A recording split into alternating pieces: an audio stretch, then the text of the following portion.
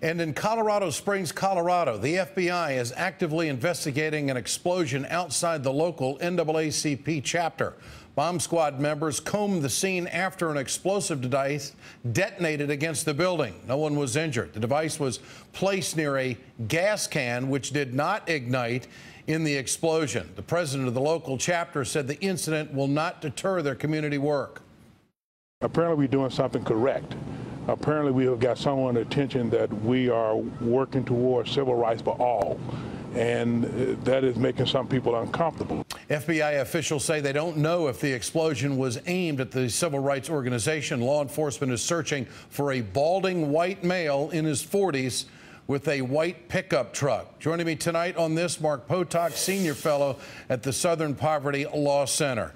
Mark, good to have you with us tonight. Colorado, is this kind of activity everywhere? What do you make of it happening in Colorado Springs?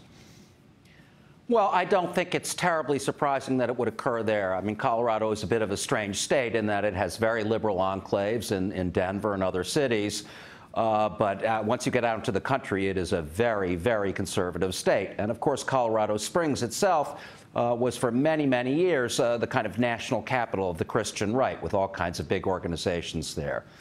They also had another attack in '97, a group of anti-government so-called patriots who firebombed the IRS building in Colorado Springs and actually caused almost $3 million in damage. What are the implications that this is a hate crime? Well, if it indeed was an attack on the NAACP, it was the latest in a very long string of bombing attacks on that organization, going back at least to 1965 and probably considerably before.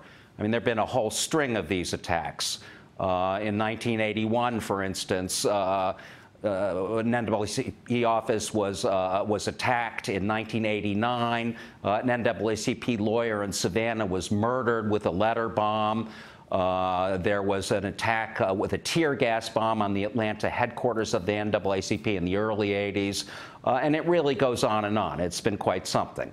You know, if it actually turns out to have been an ideological attack on the NAACP, to me, that is merely the latest manifestation of the kind of anger that you see in this country directed at black people in general.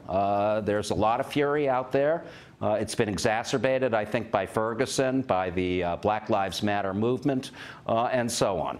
Well, are we seeing a soft response from lawmakers on these hate groups, and should there be more focus put on this? Well, I'm not sure I would say there's a soft response. However, every time there is an incident like the attack today in France, you know, it very much throws the focus onto jihadists and Islamic groups and so on.